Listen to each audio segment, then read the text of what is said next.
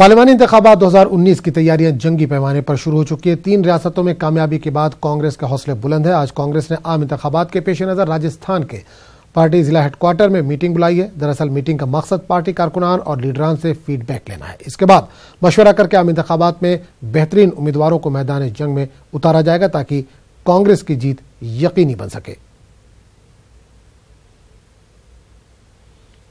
वहीं आज राजस्थान के जयपुर में बीजेपी लेजिस्लेचर पार्टी की भी मीटिंग होने वाली है, जिसमें मरकजी वजीर बराए फरोग इंसानी वसाइल प्रकाश जावड़ेकर भी शिरकत करेंगे।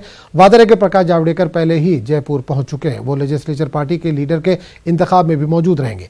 उम्मीद ये भी है कि मरकजी वजीर खजाना अरुण जेटली भी इस मीटिंग में शिरकत करेंगे।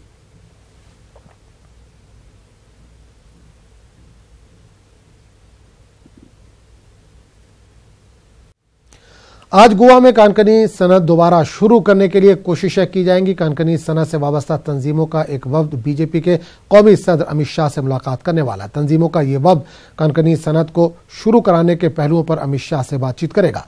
वादा है कि सुप्रीम कोर्ट कानकनी सनत के 88 लीज रद्द कर चुका है, जिसकी वजह से मार्च 2018 से ही कानकनी सनत यहां पर बंद पड़ी हुई है।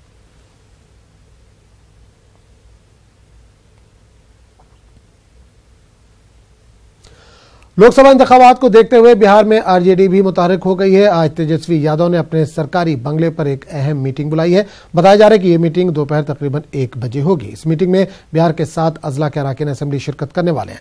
जराये के मुताबिक तेजस्वी यादव लोकसभा इंतखाबात के ताल्लुक से फीडबैक लेंगे।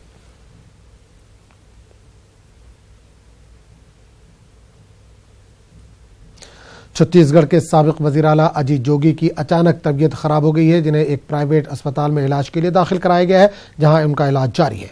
वादा है कि इन्फेक्शन की वजह से इन्हें अस्पताल में दाखिल कराया गया है।